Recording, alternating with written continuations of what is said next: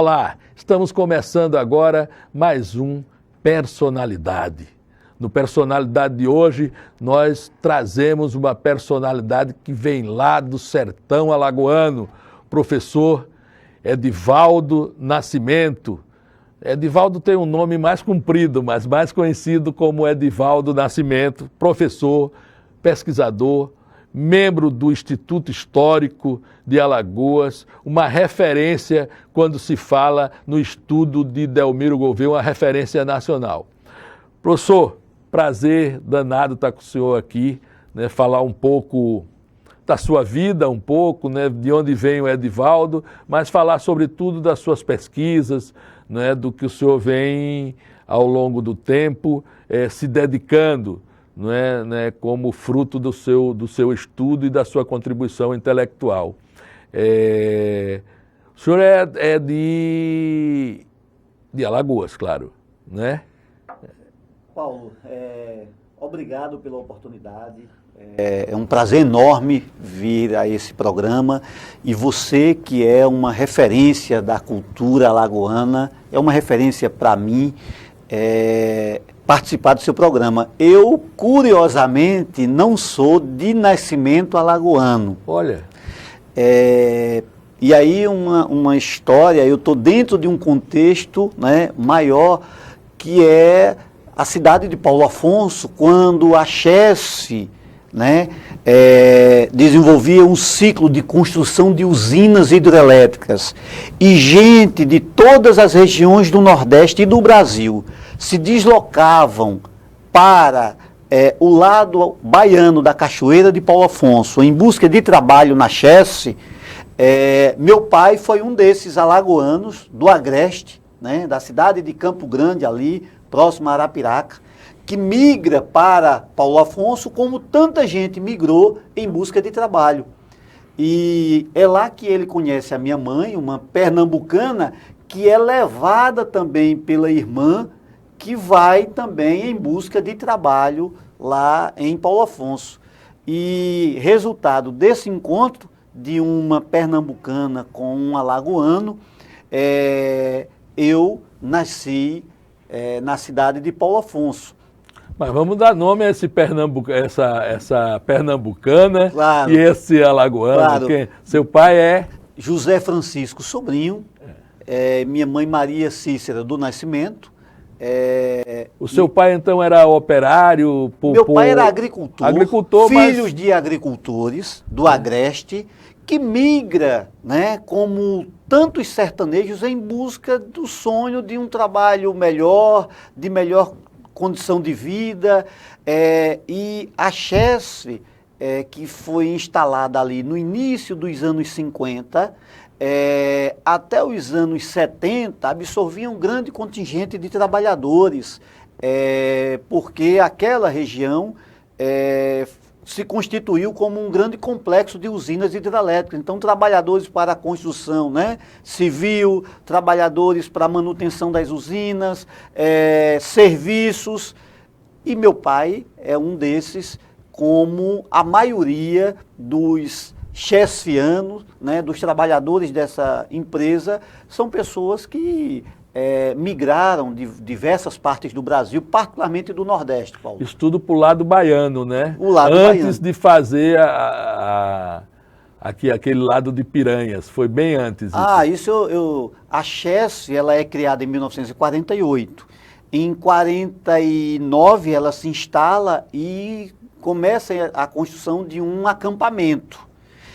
É esse acampamento que vai se transformar posteriormente na cidade de Paulo Afonso, que é uma cidade hoje com mais de 150 mil habitantes.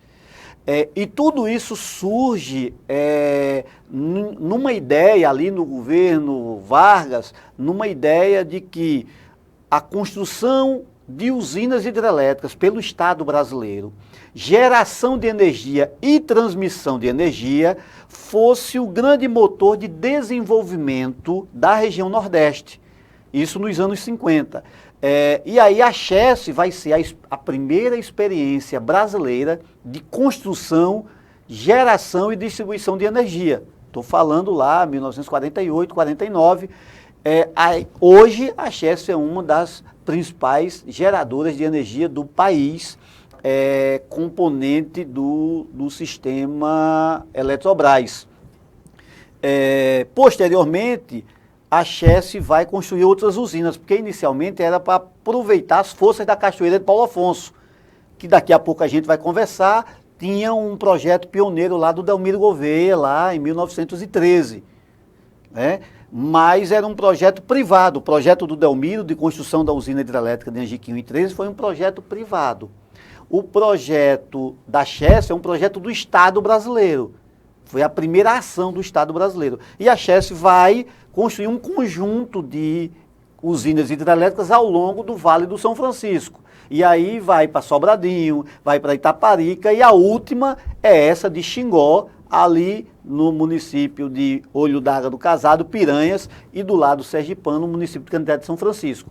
Essa vai ser a última usina hidrelétrica, que é mais recente, a ser construída pela Chesf dentro do Vale do São Francisco. Como a gente está no mês da cultura, né, novembro, a gente pode dizer que isso é contado em prosa e verso naquela... eu acho que é Zé Rodrigues, Remanso Sobradinho, que diz o nome das... Sai Guarabira. Sai Guarabira. Sai Guarabira. A música Sobradinho. Sobradinho. Que é, na verdade, uma crítica à intervenção humana, né? Que fez... Do fluxo, que fez deslocar, por exemplo, para a construção de Sobradinho, cidades como Casa Nova, Santa Sé, que foram totalmente remanejadas. Foram mais de 60 mil famílias que foram remanejadas para o lago, né? Dar espaço para o lago de Sobradinho, que é um dos maiores do mundo. Isso vai alterar, né, todo o curso do Rio São Francisco. E aí vem essa música que foi um grande sucesso. Né, de Sai Guarabira, que é justamente chamando a atenção, né, para que essas intervenções com vistas à modernidade, né, e os impactos que ela causa do ponto de vista social, cultural e econômico na vida das pessoas. E aí ele inclusive faz adeus, né, na música com as cidades que foram ali. É uma música belíssima. Emblemática, né? Emblemática, assim como outras composições de Moraes Moreira, por exemplo, homenageando o São Francisco, mas também fazendo uma advertência com relação Xangai, a Xangai, Geraldo Azevedo, né, Flávio Leandro, e aí Jorge de Altinho. Aí muita gente canta o São Francisco e a sua cultura. Mas como diria o nosso saudoso Sandoval Caju, nossa conversa tomou um via-poço aqui, então para falar de que você é fruto então disso aí, da nossa busca do ouro, digamos assim. Então, a busca por trabalho, perfeito, né, do trabalhador nordestino, rural, né, mas que se sente compelido a buscar um melhor alento para a sua família através do trabalho que estava surgindo ali na região. E esses trabalhadores que migram para Paulo Afonso, parte vão ser absorvidos pela Chesf, uma parte não vai ser absorvida e vai ficar, inclusive, a cidade de Paulo Afonso, na sua origem, ela é composta de um núcleo, de uma vila operária, com casa, energia, água encanada, escola, restaurante, e a parte externa dos que não conseguiam trabalho, que era de violência, de abandono.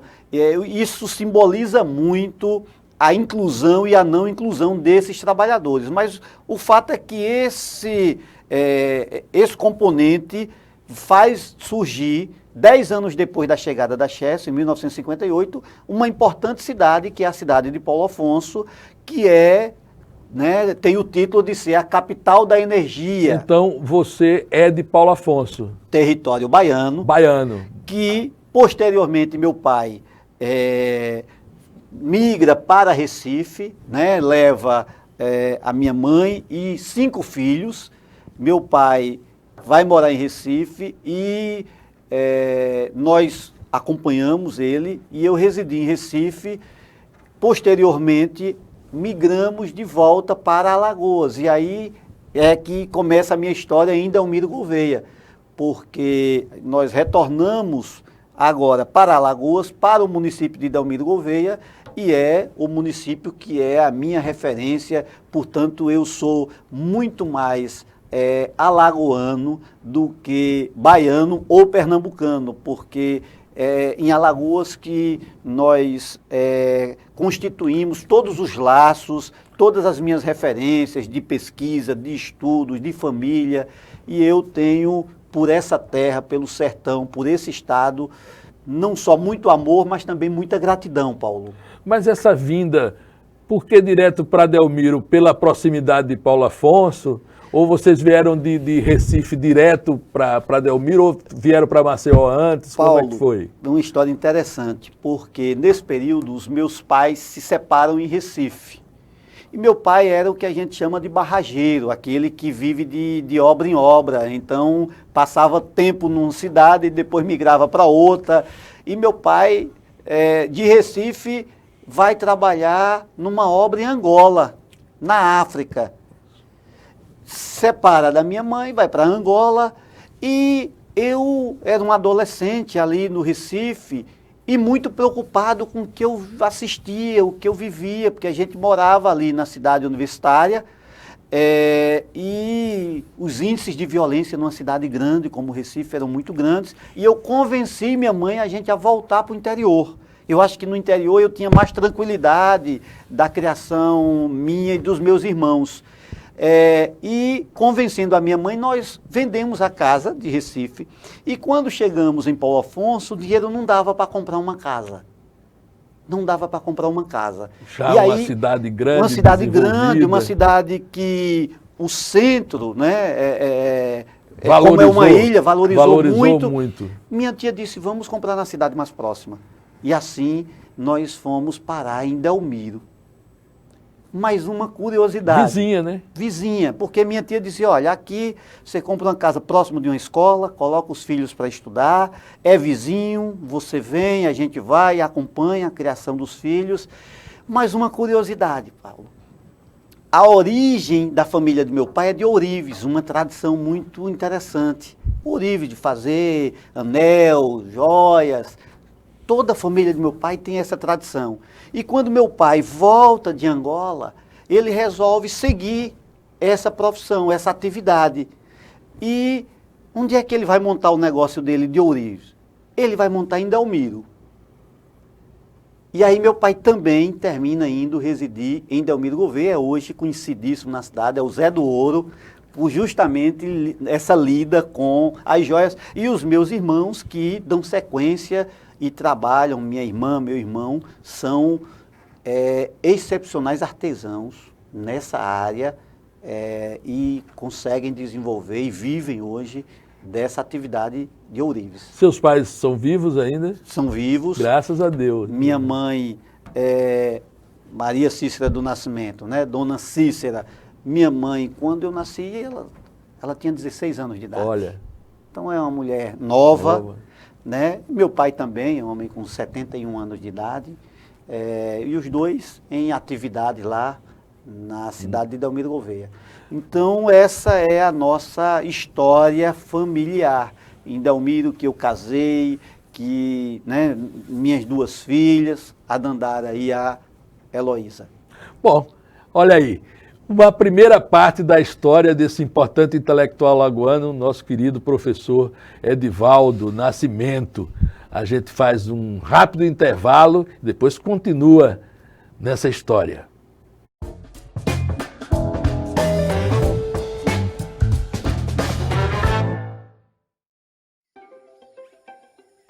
Como brasileiro, eu me sinto responsável pela preservação dessa riqueza natural.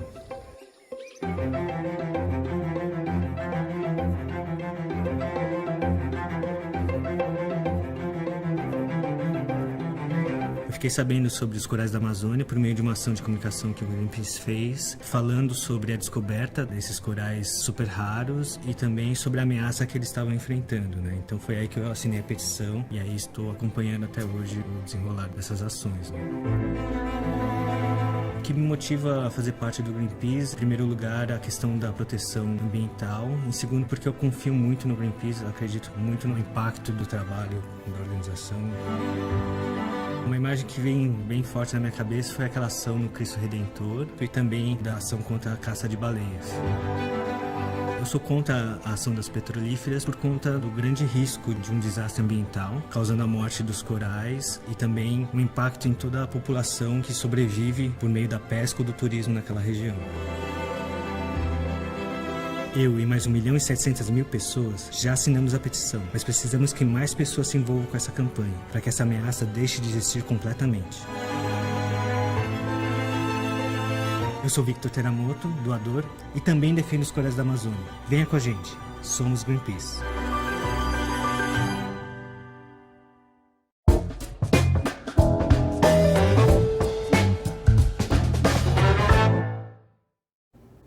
De volta agora com personalidade, ouvindo, sabendo um pouco mais da história desse importante intelectual alagoano, que é o nosso querido professor Edivaldo Nascimento, que, como vimos, é um baiano, um falso baiano. Na realidade, um alagoano de Delmiro.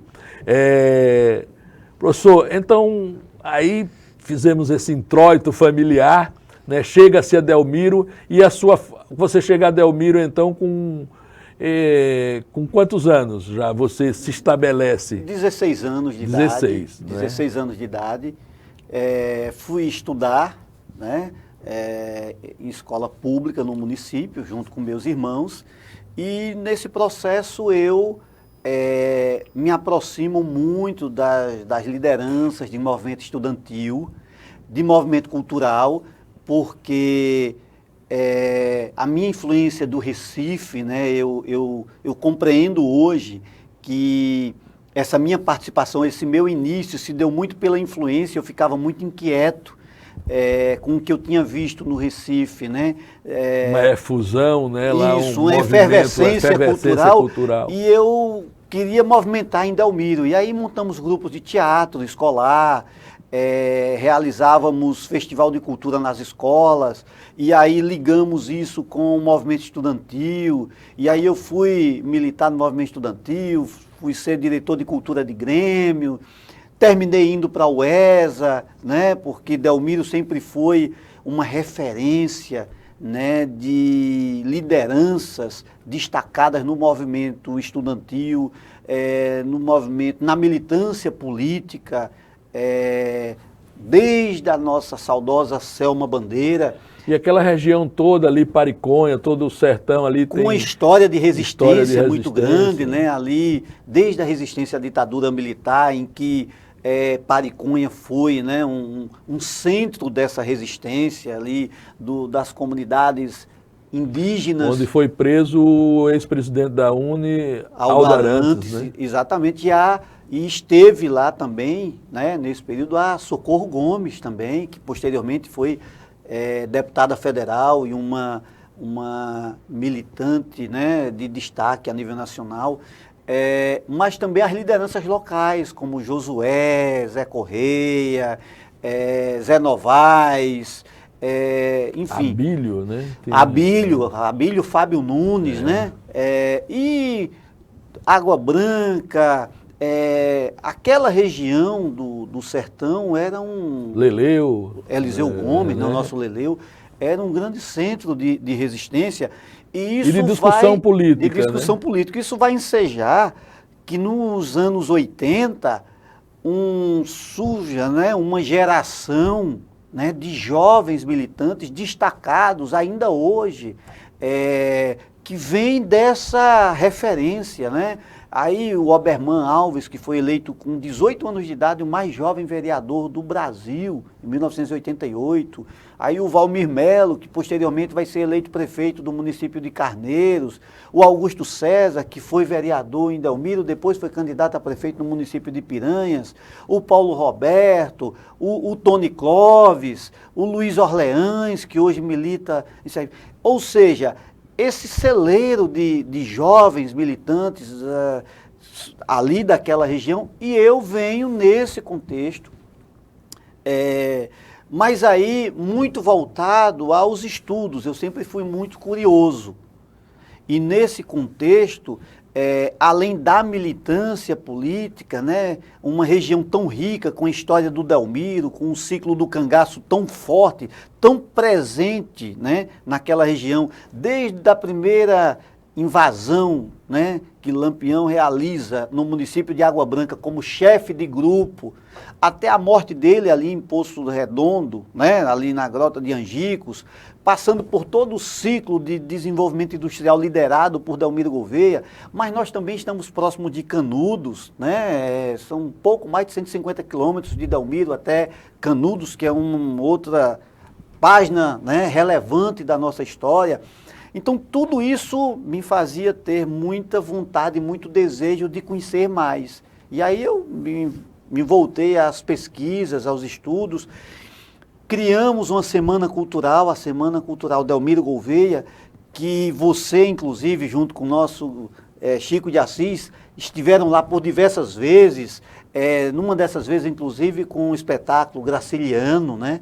Nós realizamos lá no Clube Vicente, né, com a plateia. Essas semanas são muito importantes, né, para Delmiro e para aquela região, não é? Porque eram verdadeiras programações, inclusive nacionais, né, professor? Perfeito, porque veio Piranhas Belchior, realizava, Delmiro, Belchior, Geraldo Azevedo, Renato Teixeira, Chico César, Duofel, Alcimar Monteiro, Flávio Leandro, o nosso grande Rubens de Falco, que tinha protagonizado o filme, né, Delmiro Gouveia, Geraldo Sarno, cineasta, o Zé Dumont, nosso também ator Zé Dumont, para citar alguns Ednardo, nomes, né, algumas aquele referências. Do Pavão Misterioso teve lá também. Não, quem teve foi o Belchior, que inclusive o Belchior chegou a cancelar o retorno para permanecer mais tempo na cidade, né?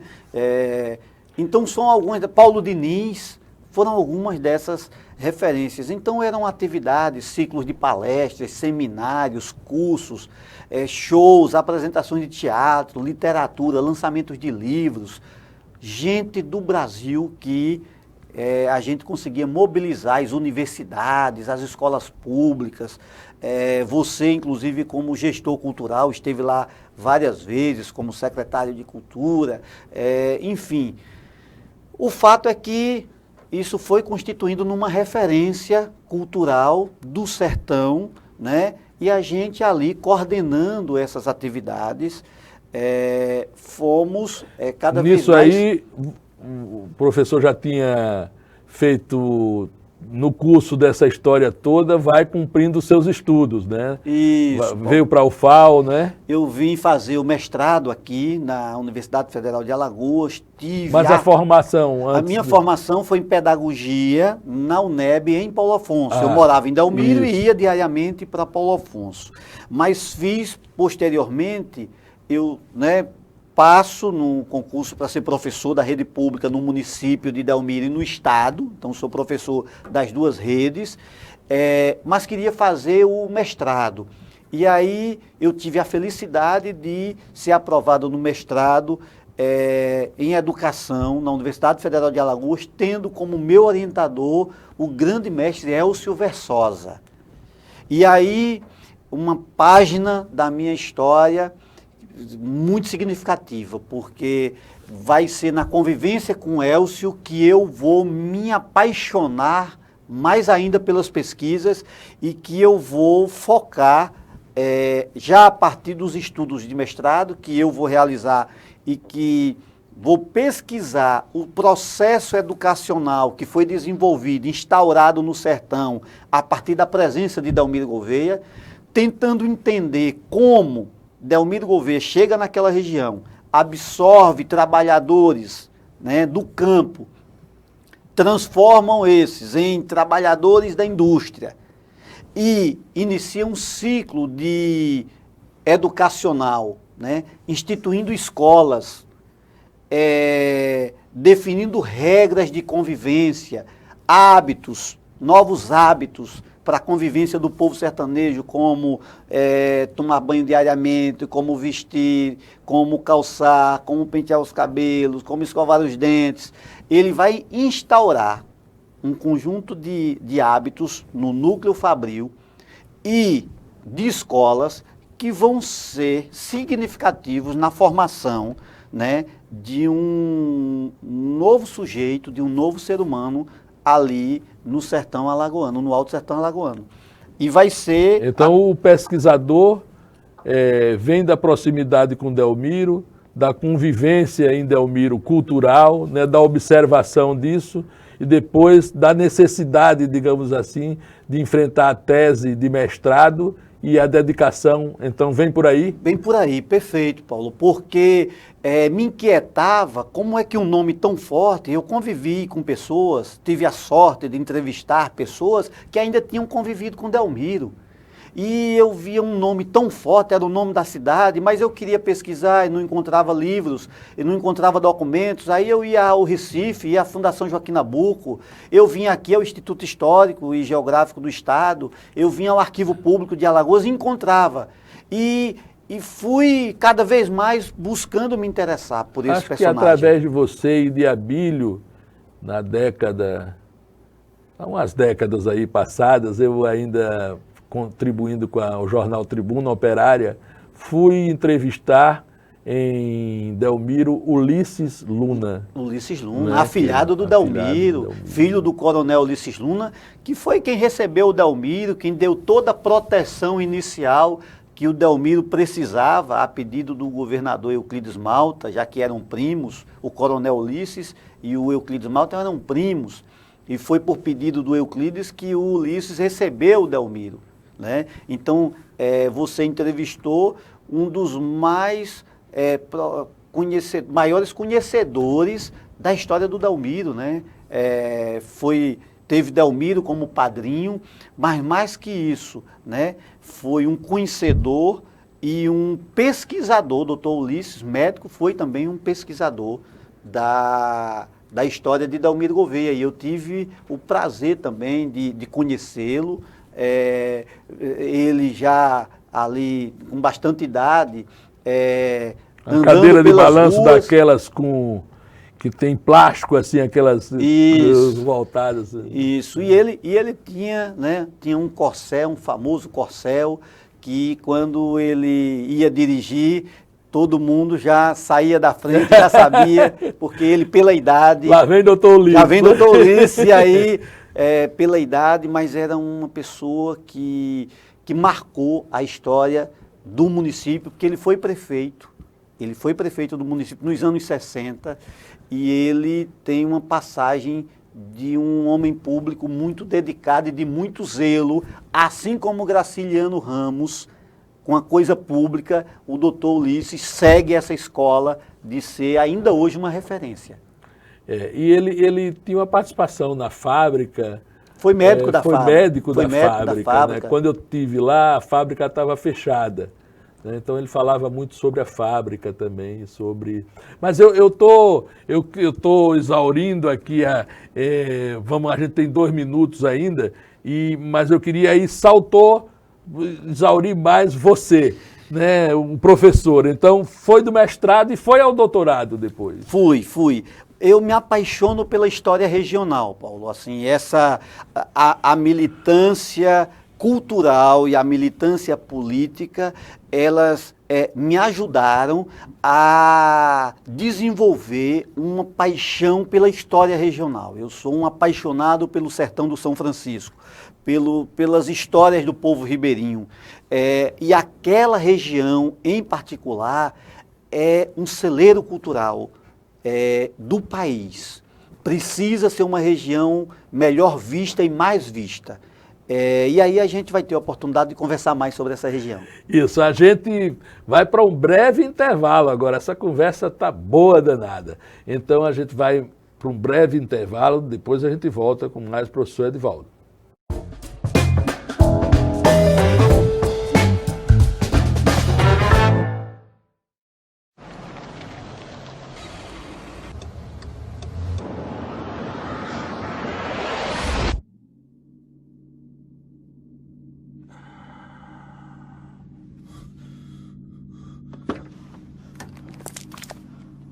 Mate, I'm so sorry. I thought there was time. He's just pulled out. I don't have time to stop. Well, come on, mate. It was a simple mistake. I know if I was going a bit slower. Please. I've got my boy in the back.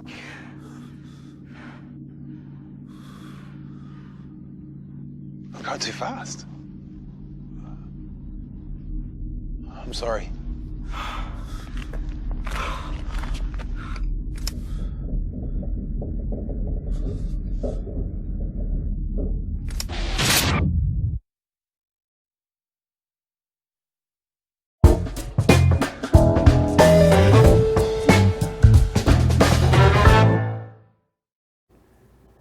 De volta com o nosso personalidade de hoje, com o professor Edivaldo Nascimento. A gente que é um pesquisador, né, retomando para quem está chegando agora, um pesquisador lá do nosso sertão, Delmiro Gouveia, que a gente já viu que ele é baiano, mas que fez a sua história e a sua pesquisa em Delmiro Gouveia e mora até lá hoje, mora até hoje lá, né?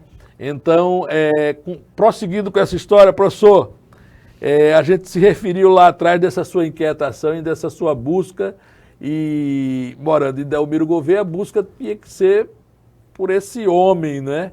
Porque a importância desse homem que foi tão importante para o Brasil, para Alagoas.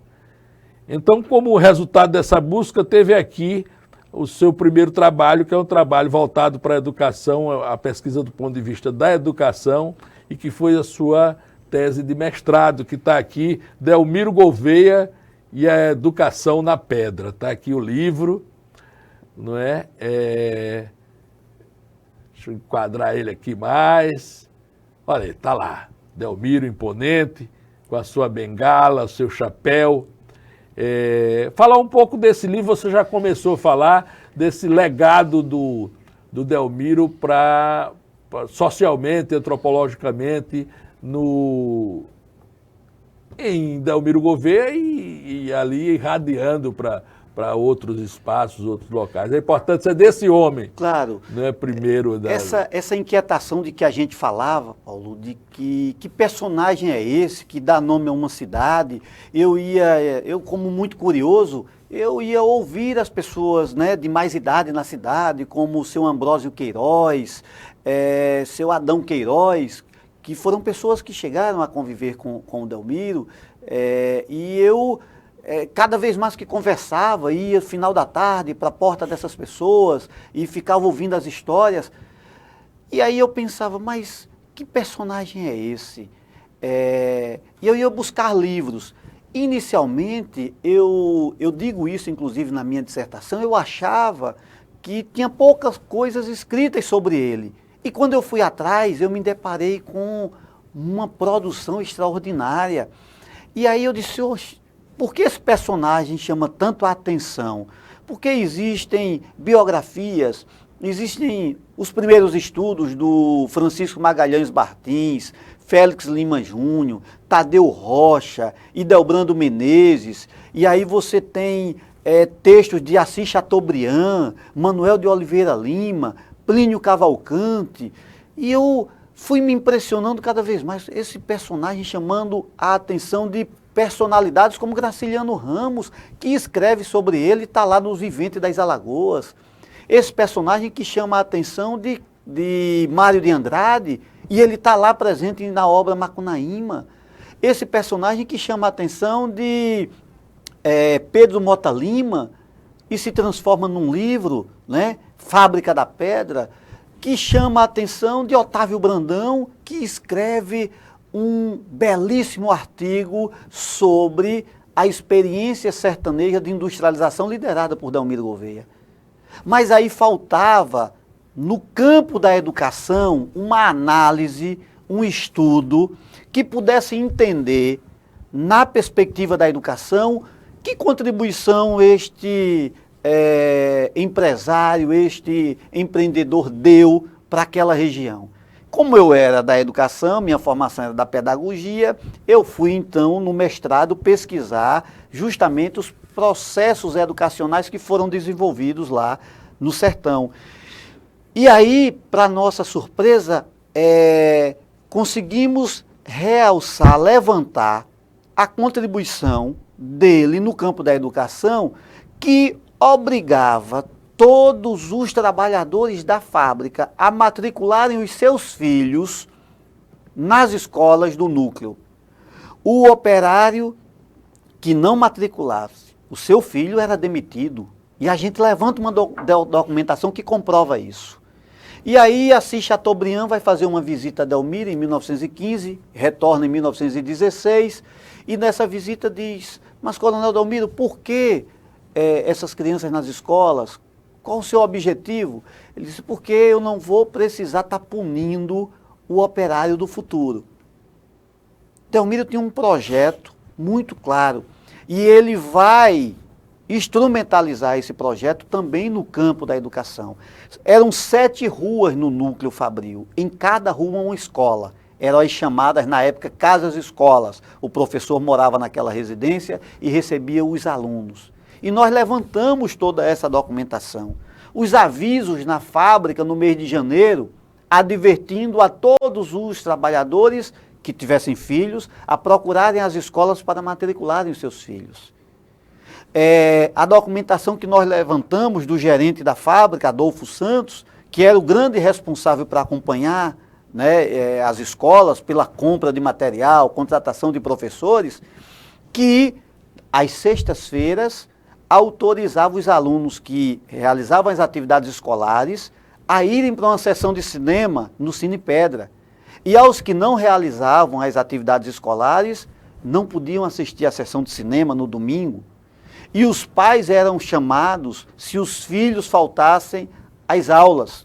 No primeiro momento eram advertidos, no segundo momento uma multa, e essa multa era revertida para um caixa social.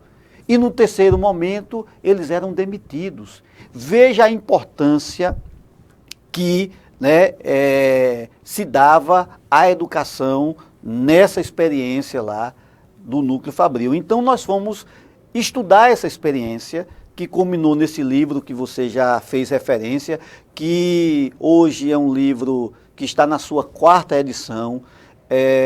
Eu tenho sido muito convidado, requisitado. Você esteve em Portugal, professor, num tempo desse. Para falar sobre esse livro, sobre esse trabalho, inclusive a Universidade Federal de Alagoas, Campo Sertão, os cursos de licenciatura, né, utilizam muito esse material como material de referência. E aí eu queria ampliar esses estudos. E aí eu vou para o doutorado. E no doutorado, eu queria agora entender a experiência da Chesf, que vem em seguida a Delmiro, 3 décadas depois dessa experiência industrial no sertão alagoano, liderada por Delmiro Gouveia, ou seja, uma experiência privada. Ela vai se desenvolver 3 décadas após, do lado baiano, com uma experiência do Estado brasileiro através da Companhia Hidrelétrica de São Francisco. E aí eu vou para o doutorado na Universidade Federal de Pernambuco, realizar uma pesquisa para entender que projeto era esse, também na perspectiva da educação.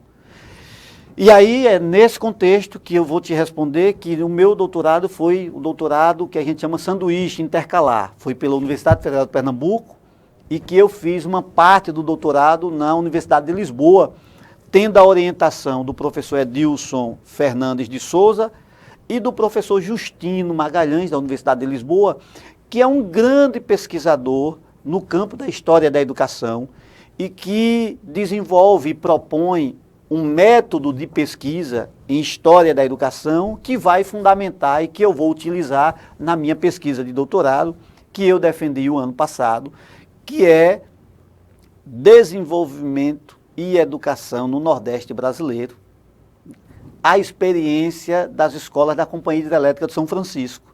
Porque Paulo Afonso, para você ter uma ideia, foi utilizado pela Chesf como um laboratório para formar mão de obra para o setor elétrico no Brasil. Chegou a ter 8.000 alunos no acampamento Chesf por ano, num complexo educacional modelar para o país. Eu estou falando dos anos 60, 70 e 80, porque já nos anos 90 começa um desmonte dessas escolas. com a época Delmiro, você vê nisso, as bases foram plantadas lá atrás, então? Sem dúvida, sem dúvida. Inclusive, na tese, eu trago a experiência de Delmiro para ver como, de certa forma, ela inspirou a experiência de Paulo Afonso, numa dimensão muito maior. Nós temos hoje... Como foi essa criação de Paulo Afonso? Né? Quando você falava lá, eu comecei ele chamando senhor, agora já estou chamando você também. Por favor. A força do hábito aqui na bancada, que exigia um tom mais formal, já foi para fora. Fique à vontade, Paulo. Então, é isso, como esse homem tinha um projeto pessoal de desenvolvimento também, mas era um projeto pessoal e vislumbrou essas coisas, por exemplo, a energia, como é que cai nisso? O Rio São Francisco, o Vale do São Francisco, foi o centro de um debate intenso nos anos 30. O aproveitamento do Vale do São Francisco para a produção de energia, bem como para o desenvolvimento agrícola. E esse debate foi liderado pelo Clube de Engenharia do Rio de Janeiro, que era uma instituição, uma entidade muito forte no debate político nacional.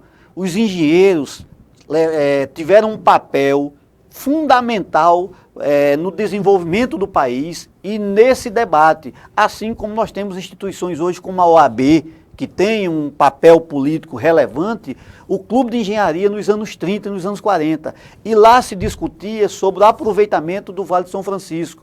E personalidades nordestinas como Apolônio Salles, que foi senador da República, foi presidente da Chesf, era um dos grandes defensores de que o vale deveria ser aproveitado para a geração de energia.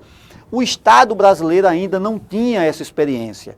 Então, em 45, o Getúlio cria a Chesf, mas foi naquele momento em que Getúlio é afastado do poder. E em 48, o Dutra vai efetivar a criação da Chesf.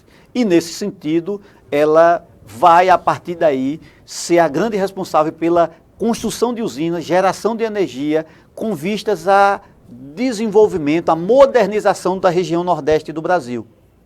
Isso tudo pautado no visionarismo de Delmiro, né? Que claro. Instalou lá. Eu tive lá em Angiquinhos, né? A coisa alta, aquela coisa, né? Que pautou essa... Exatamente. Já foi para lá, eu acho que para a região pensando nisso, então. Né? Exatamente. Inclusive, a energia de Angiquinho vai ajudar, inicialmente, quando a Chesf se instala, quem vai abastecer ali o acampamento da Chesf do lado baiano, até que as primeiras usinas de Paulo Afonso fossem construídas. E Paulo Afonso vai ser referência para a engenharia nacional, porque vão ser as primeiras usinas, vai ser referência porque são as primeiras subterrâneas, vai ser referência porque toda a energia de todo o Nordeste vai sair de Paulo Afonso, inclusive a energia de Maceió, a energia de Alagoas, de todos os estados da região. Maceió foi uma das primeiras capitais a ser abastecida pela energia de Paulo Afonso. Perfeitamente. Bom, a gente vai para um outro intervalo pequeno e volta para alinhavar e arrematar essa história toda fascinante, né, contada pelo professor Edivaldo e por vários intelectuais brasileiros, desse grande homem brasileiro desenvolvimentista que veio aportar aqui em Alagoas, que foi para Delmiro e dá nome à cidade de Delmiro Gouveia. Daqui a pouquinho a gente volta.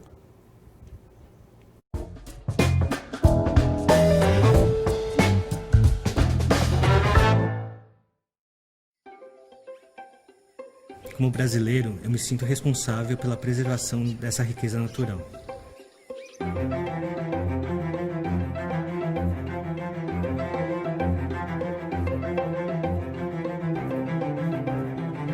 Eu fiquei sabendo sobre os corais da Amazônia por meio de uma ação de comunicação que o Greenpeace fez, falando sobre a descoberta desses corais super raros e também sobre a ameaça que eles estavam enfrentando, né? Então foi aí que eu assinei a petição e aí estou acompanhando até hoje o desenrolar dessas ações, né? O que me motiva a fazer parte do Greenpeace, em primeiro lugar, a questão da proteção ambiental, em segundo, porque eu confio muito no Greenpeace, acredito muito no impacto do trabalho da organização. Uma imagem que vem bem forte na minha cabeça foi aquela ação no Cristo Redentor e também da ação contra a caça de baleias.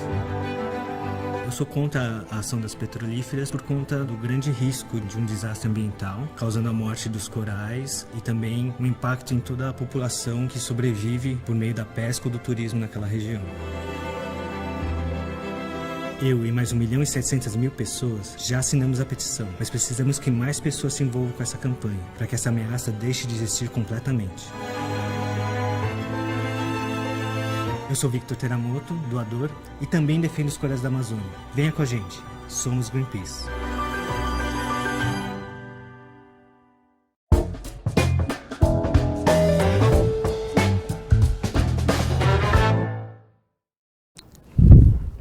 Tudo que é bom acaba, então estamos aqui para o último bloco dessa conversa maravilhosa aqui no Personalidade com o professor Edivaldo Nascimento, que é o intelectual alagoano, não é, que mais tem se dedicado, né, dessa nova geração à história de Delmiro Gouveia, a aprofundar, né, essa história. Esse homem bastante controverso, professor, né, porque agora a gente só pintou com tintas bacanas a biografia do nosso querido Delmiro. Mas, como todo homem, né, e principalmente tem que ser observado no seu tempo, não é? Era um homem de uma personalidade bastante forte, né, e controversa. Alguns dizem que algumas dessas conquistas dele, algum desses projetos eram tocados a ferro e fogo, às vezes até com punições físicas, né, para quem descumprisse, né? Sem contar que era um homem muito namorador também, né? Era um galante, um homem bonito, grande, né? Não sei se era grande, mas parece grande, assim. Eu não sei se ele aparentava aquilo com aquela bengala. Então, essas controvérsias todas, depois de tudo isso, esse homem é assassinado, né? Em pleno sertão, é assassinado, né? Há um processo enorme. Tem um culpado que até hoje, e aí o senhor vai explicar isso mais adiante, esse homem é assassinado e existe um processo que condena uma pessoa que está aqui, num livro que o senhor organizou, participou, Antônio Aleixo Paz de Albuquerque, Moacir Medeiros de Santana também, que é a revisão do processo criminal do Delmiro Gouveia. Então, como era esse homem, o que suscitou essa teretetê todo, como diz a história, essa indefinição de como foi a morte dele, o verdadeiro culpado, não, porque ele tinha esses rabos, como diz a história, alguns rabos presos. Verdade, Paulo. Como os grandes personagens, né? Delmiro era controverso. Existem os que amam e os que odeiam, né? Delmiro é tido por alguns pesquisadores, estudiosos, como um capitalista perverso, um patrão explorador, violento, um coronel bastante violento, enfim. E, de certa forma, é compreensível que alguns estudos, algumas biografias foquem mais, né, nessa perspectiva, né, no estudo dessa personalidade tão controversa que é a personalidade de Delmiro. E eu acho que é isso que faz com que o Delmiro também seja esse personagem que, como diz o historiador Frederico Pernambucano de Mello, fica grande a cada dia. Delmiro cresce como personagem a cada novo estudo que aparece sobre algum aspecto da sua vida ou das suas ações. Ele era um homem grande fisicamente. Mediano, era um homem... Mas parece enorme, né? Um homem mediano, um homem elegante, um homem que desenvolveu, né, inclusive, um tipo de colarinho que era tido no período que ele morou em Recife, como colarinho Delmiro Gouveia, né? Um homem que ditou modas, um homem de um fino trato, um homem que realizava saraus na sua casa, na Vila Anunciada, lá em Apipucos, para a intelectualidade pernambucana. Era um homem que contratava cantoras de óperas que vinham para o Teatro Santa Isabel e ele levava para realizar eventos em sua casa.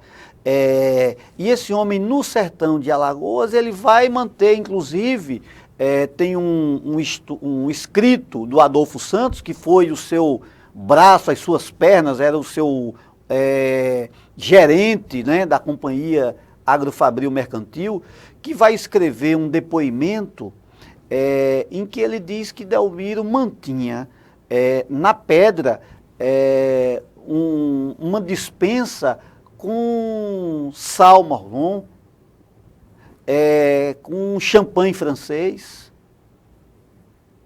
com taças compradas na Europa. Está no depoimento do Adolfo Santos, que era o homem, inclusive, responsável por essas compras. E que Delmiro mantinha um armazém para abastecer, né, o seu corpo dirigente do que existisse de melhor na perspectiva de uma alimentação, até porque o seu corpo técnico era um corpo de estrangeiros contratados na Itália, na Inglaterra, nos Estados Unidos, e uma outra que vinha particularmente do Recife. Tanto é que a pedra, nesse período, tem como referência, não é Maceió, é o Recife. A frequência, o trânsito negócio, né? Era para Recife, porque era a referência desse corpo técnico, né, que residia na pedra junto com Delmiro. Claro que a gente fala Delmiro como a referência maior, mas tinha um conjunto de outros personagens que merecem outros estudos, né? A exemplo do engenheiro italiano Luigi Borella, que é o responsável pela instalação de Angiquinho, pela instalação da fábrica, como o Lionello Iona, que era o homem da contabilidade da companhia, como o próprio Adolfo Santos, que eu pretendo desenvolver um estudo, porque era um homem que colocou em circulação o jornal Correio da Pedra, que nós reeditamos recentemente e disponibilizamos para as instituições do Estado, enfim. Mas o fato é que essa personalidade do Delmiro, esse personagem era controverso. Existe um depoimento do Lauro Góes, que foi operário da fábrica de 1914 a 1917, ou seja, do momento em que a fábrica passou a funcionar ao momento em que a fábrica deixou de ser dirigida pelo Delmiro em razão do seu assassinato, foi o período que Lauro Góes foi trabalhador da fábrica. E ele escreve um depoimento que o título é o seguinte: lembranças de um passado relativamente bem vivido, mas que jamais desejaria revivê-los. É o título. Que coisa. Escrito do próprio punho na década de 60 pelo Lauro Góes, que depois vai ser um destacado militante de esquerda em Pernambuco. E o Lauro dá um depoimento de como era, do que ele vivenciou nesse período. Ele conta, por exemplo, de um operário que foi contratado pelo Delmiro para fazer o processo de tintura das linhas. E esse operário, ele erra nos cálculos e isso provoca um prejuízo grande ao Delmiro. E esse operário vai ser amarrado no tronco de uma baraúna e vai ficar lá exposto para que todo mundo pudesse, como exemplo, e o Lauro conta isso nesse depoimento. Mas não era uma relação de escravidão. Não. Não é porque as pessoas eram pagas. Não, claro. E aí mas no trato eu vou já mostrar, da autoridade eu vou já mostrar os aspectos que também fazem com que o Delmiro seja hoje uma referência também. Ao mesmo tempo que ele fazia isso, por outro lado, ele instituiu a jornada de trabalho de 8 horas, o descanso ao domingo, o cinema, rink de patinação, as festas. Ele mantinha uma feira em que ele controlava o preço para que o trabalhador pudesse comprar, né, os gêneros básicos, né, de alimentação, enfim. Esse Delmiro também vai ser um Delmiro que não vai, como a gente diz na linguagem de hoje, levar desaforo para casa.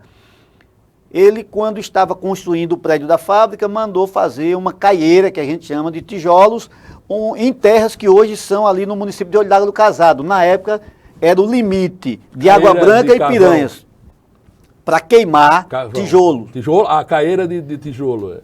E aí, O Existe coronel... as de carvão, né? Para você Isso. fabricar o carvão. O coronel José Rodrigues, que era o chefe político do município de Piranhas, vai Avô até... de doutora Rosiane Rodrigues. Rosiane Rodrigues vai até o escritório da companhia e reclama do Delmiro que aquele local que estava sendo utilizado para a produção de tijolo era sua propriedade. E Delmiro disse que não, que era propriedade dele. E isso, inclusive, culmina numa briga entre esses dois, que até então eram duas pessoas que tinham uma boa relação. O filho do coronel José Rodrigues, por exemplo, teve uma doença, contraiu uma doença, e Delmiro, utilizando de suas amizades, manda trazer a medicação dos Estados Unidos para tratar do filho do coronel Rodrigues. E a partir desse episódio, os dois passaram a ser inimigos. Inclusive, o Zé Rodrigues é um dos acusados de ser o autor intelectual, junto com José Gomes de Sá, da morte do Delmiro. Então, era esse personagem. Delmiro separou da primeira esposa, ainda em Pernambuco, se envolveu com a filha bastarda do governador Sigismundo Andrade, que é a Eulina, Carmélia Eulina do Amaral Guzmão. E essa jovem ele vai trazer até o sertão alagoano, vem ser a mãe de seus 3 filhos, né, da Noêmia, do Noé e da Maria Augusta. Esse personagem que, quando foi assassinado, estava com uma amante, né, no seu chalé, porque ele tinha 2 casas. Uma casa dentro do cercado, e lá as regras, o rigor, a firmeza eram exigidas e fiscalizadas pelos guardas contratados pelo Delmiro. Mas fora do cercado, ele tinha um chalé onde ele realizava seus bailes, suas festas e recebia né, as suas visitas. Era, não é? Então, Para luxúria. Isso. Então esse personagem é um personagem que... né, e aí esse perfil. livro conta essa revisão criminal. Esse livro que foi, né, que é a revisão criminal, é um livro do Antônio Aleixo, do Moacir Medeiros de Santana, que tem o prefácio do nosso saudoso Antônio Sapucaia, e que na verdade a nossa participação, eu e do Enio Lins, foram apenas de incentivar e de organizar e viabilizar a publicação desse livro, que é uma importante leitura sobre o assassinato de Delmiro Gouveia, porque desmonta a tese oficial de autoria material de 3 pessoas, que 2 ficou comprovada que não tiveram participação. Então é isso. Ainda temos algum tempo, né, para dedicar rapidamente para essa história tem que continuar, né? E aí esse último livro aqui, que eu acho que aí é o pulo do gato, como diz, para que a história se perpetue, né? Para que ela é um livro voltado para o adolescente, para o jovem, para a criança. É um livro didático, Paulo, que está nas escolas do município de Delmiro Gouveia. Eu fui convidado pela editora Didáticos e, junto com a professora Alessandra Rodrigues e Lenilda França, fomos convidados a escrever esse livro. É a história não só do Delmiro, aí a história da cidade, como o município vai se constituindo, o seu desenvolvimento social, urbanístico, né, o meio ambiente, a geografia, a fauna e a flora da Caatinga. A gente traz para esse livro e está hoje nas mãos de mais de 10 mil alunos, de forma que essa história possa estar sendo lida, conhecida, né, pelos alunos, por essa juventude. E apropriada, né? E se apropriada, exatamente. Então é um trabalho que foi, nesse momento de pandemia que nós vivenciamos, nós aproveitamos o processo de isolamento para desenvolver esse trabalho, Paulo. Está aqui, mostrar mais uma vez o livro, quando a gente está terminando o nosso programa aqui, né? Está aqui, mais uma vez, Delmiro Gouveia, um livro... Onde consegue? Esse livro ele foi disponibilizado pelo município para a rede pública municipal. Isso. Ele não é comercializado. Bom, o Personalidade de hoje entrevistou, né, conversou com o professor Edivaldo Nascimento, importante intelectual alagoano, e soubemos um pouco do trabalho que ele desenvolve, de suas pesquisas, e um pouco desse grande homem, né, que aportou em Alagoas, que nós temos como nosso, que é Delmiro Gouveia. Um abraço a todos, fique com a gente. E aí?